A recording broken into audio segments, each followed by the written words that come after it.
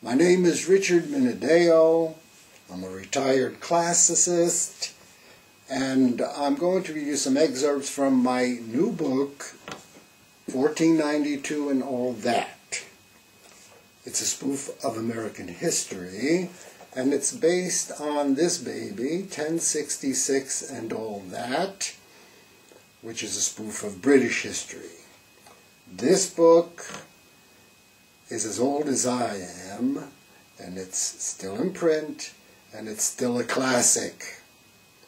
If you like wit, if you like dazzling wordplay, read this book. But read mine first, of course. American history began in 1492 when Christopher Columbus sailed into the Bay of Haiti, which he mistook for India. Columbus therefore didn't exactly discover America. This honor went to the Spanish explorer Ponce de Leon years later, while he was searching for Florida. Ponce not only found Florida, but he found, capped, and absconded with all he could tote, 10 gallons, of the magical fountain of youth. Ponce was last seen selling pencils on a Las Vegas street corner in 1958. He was a lad of 14 at the time.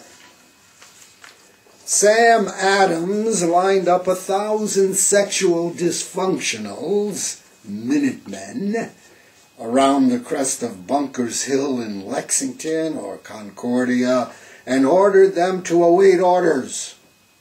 When the British rednecks, who were also there, advanced to within 50 paces, Adams crowed, "Don't shoot until you see the whites of your eyes."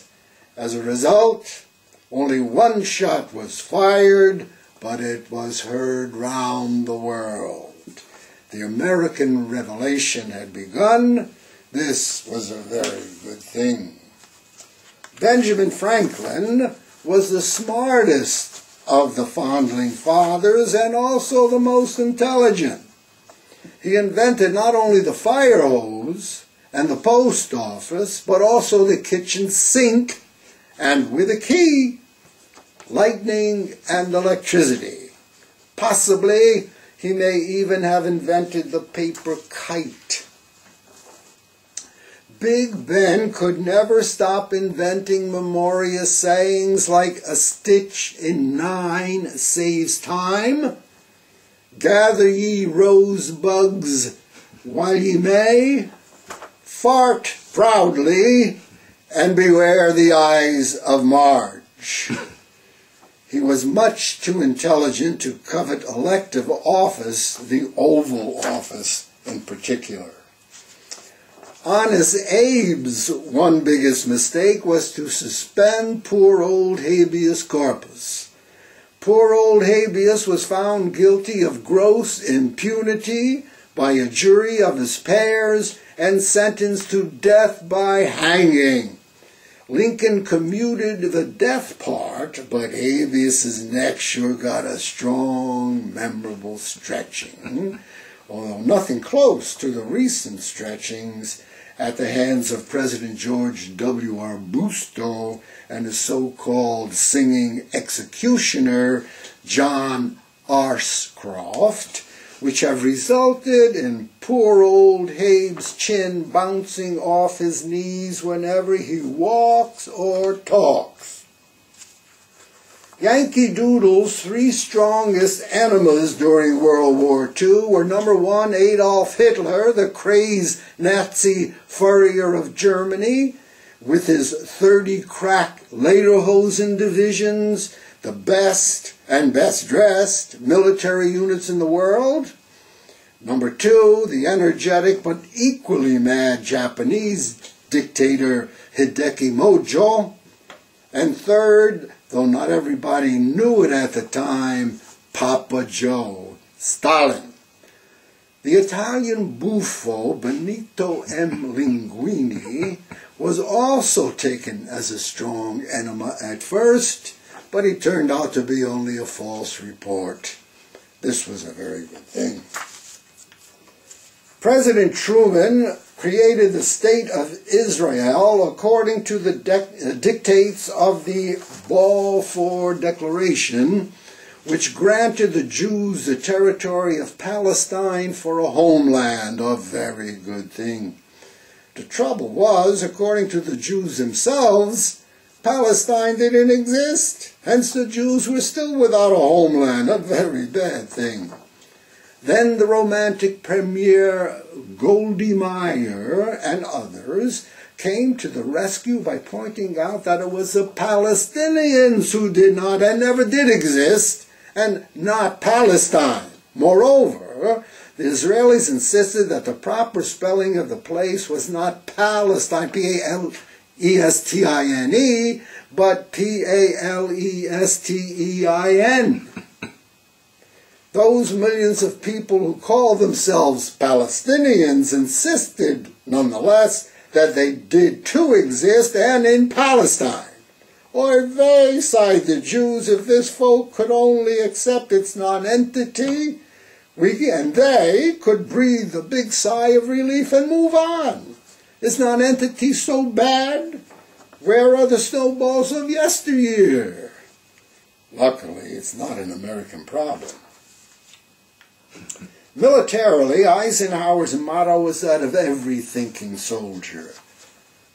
Do nothing.